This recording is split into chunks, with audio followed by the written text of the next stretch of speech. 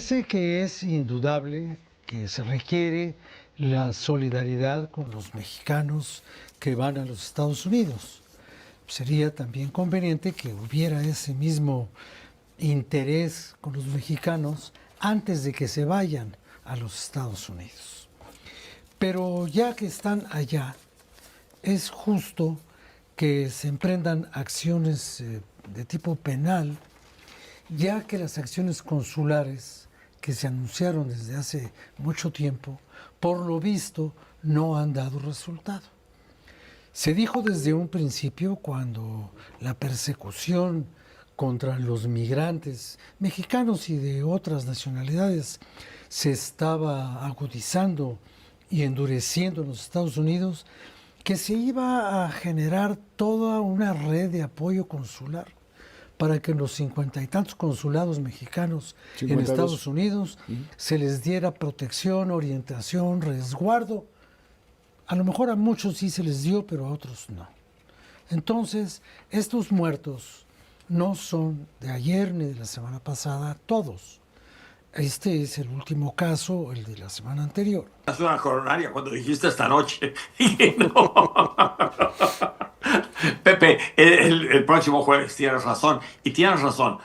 El presidente sorprendió a todo el mundo durante el fin de semana al enviar una carta al Congreso en la que le notifica que la guerra con Irán vuelve a regresar y que estamos nuevamente en guerra y que la situación en el estrecho de Hormuz va a ser es muy delicada. Estados Unidos está planeando y está viendo qué nuevas actitudes militares debe tomar, y esto implica planeación y conducción de ataques militares en contra de puestos iraníes.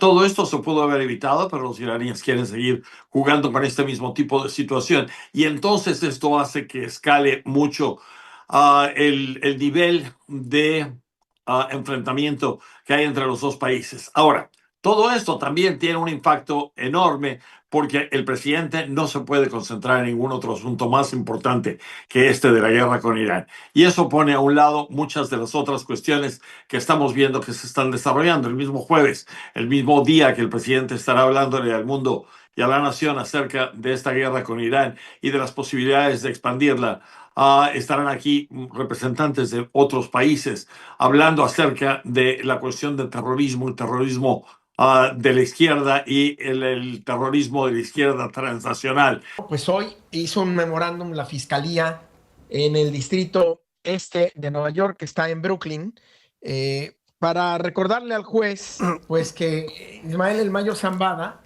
es un capo de la droga, probablemente el más importante capo de la droga mexicano y francamente a nivel internacional de la historia, y dice que por supuesto sobornó por muchos millones de dólares a todos los niveles del gobierno mexicano, de funcionarios del gobierno mexicano, y también reiteró pues que pide cadena perpetua. Ahora, esto suena a novedad, no es novedad, pero sí es importante porque el Mayo se declaró culpable, y no sé si recordará el auditorio, y por supuesto tú lo recordarás, Pepe, hace casi un año, cuando estábamos en este espacio comentando, el día 25 de agosto, estuvimos en la corte y ahí el Mayo Zambada decidió cambiar su declaración de no culpabilidad a culpabilidad.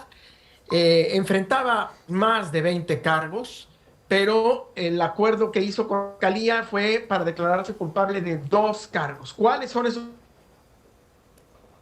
Participar en una empresa criminal continua. Una final adelantada, España contra Francia, sin demeritar Argentina contra Inglaterra. Son mejores selecciones en este momento, Francia y España, sobre todo los franceses. ¿Por qué ves a los franceses tan poderosos? ¿Por la trinca esta que traen en la delantera? No, porque tienen, o sea, podemos decir prácticamente que tienen 2 equipos que pueden ser titulares todos. O sea, cuando entra, se cansa uno y entra otro, y también son jugadores de gran nivel en todas las líneas, no nada más en la delantera. En la delantera es una locura, ¿no? Con Dembélé, con Mbappé, es una locura, y ahí pueden alternar a otros jugadores, ¿no? Había una crítica de alguien que dijo que en estas semifinales el expresidente del gobierno español fue tachado de racista, Sí. porque afirmó que Francia juega sin franceses. Bueno, Es Mariano Rajoy el que dijo esto. sí, claro. Digo, que juega sin franceses, pues no es cierto, ¿no? Porque son nacidos en Francia, una gran mayoría. Lo que pasa es que son hijos de inmigrantes africanos. Claro. Y entonces hay mucha inmigración, no solo en Francia, en todos los lugares, ¿no? Y ahora, pues sí, si uno ve la selección, hay una fotografía de la selección de Francia del Mundial de 1978 y la de ahora. No, bueno, allá no había un solo jugador de color y ahora hay muchísimos jugadores de colores, como en casi todas las selecciones. En principio, porque escuché que mencionabas que este organismo señala que con su pronunciamiento reivindica a las víctimas. Aquí quiero ser muy puntual. En las últimas horas, los dos grupos de padres y madres de los normalistas se han pronunciado en sentido contrario. Esto es, que no están de acuerdo con el contenido de este pronunciamiento. Ahora bien, ya por cuanto hace a la estructura del mismo, debo decirte en principio que es un pronunciamiento fraudulento que está afectado de nulidad y que por tanto es ilegal, Pepe, toda vez que en forma irregular, en el año 2023, sin la aprobación del Consejo Consultivo de la CNDH, se reaperturó el caso. Y en ese sentido, en aquel entonces solo cabían acciones de seguimiento al cumplimiento dado la recomendación 15BG emitida en 2018, que se dirigió a autoridades de los distintos órdenes de gobierno. Hay que tener presente, Pepe, que el mencionado órgano colegiado, el Consejo Consultivo, se desintegró cuando 6 de sus integrantes acusaron a la titular de la comisión de obstaculizar su labor, de desdeñar sus recomendaciones y descalificar su trabajo. A mí me parece que el contenido y la estructura de este pronunciamiento es que es evidente que carece de rigor técnico, jurídico y de metodología de investigación. Es un documento polémico, agresivo, difamatorio, en el que destaca ante todo la descalificación o el desconocimiento de los trabajos, informes o resultados del GIEI, de la anterior administración de la CNDH y de la COVAC, que encabezó Alejandro Encinas durante la administración del presidente López Obrador. Las declaraciones de la presidenta Sheinbaum en torno a que Ken Salazar se estaría desdiciendo de estas acusaciones, e inclusive pues el propio ex embajador de Estados Unidos dijo que nunca tuvo una prueba fehaciente de los vínculos de Rubén Rocha Moya con el crimen organizado. Se han acomodado las piezas en una especie de aliciente para que desde el gobierno federal pues regresen a Rubén Rocha Moya antes de que acabe el mes de julio o principios de agosto, como bien refieres. Yo tuve la oportunidad de platicar en algunos círculos muy íntimos del propio mandatario con licencia, y me refieren precisamente a eso, Pepe, que Rocha Moya ha platicado con Claudia Sheinbaum, con la presidenta, y ella está segura que él no está involucrado en temas de crimen organizado.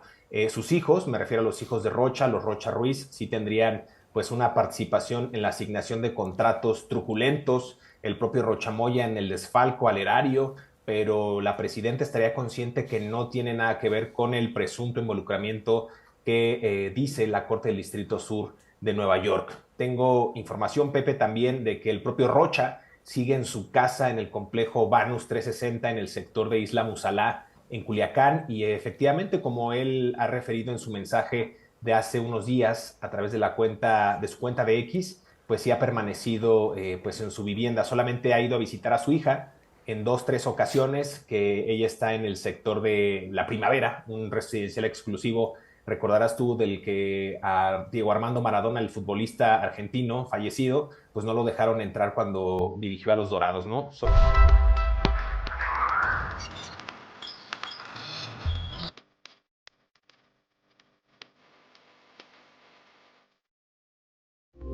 Esta fue una producción de Grupo Fórmula. Encuentra más contenido como este en radioformula.mx.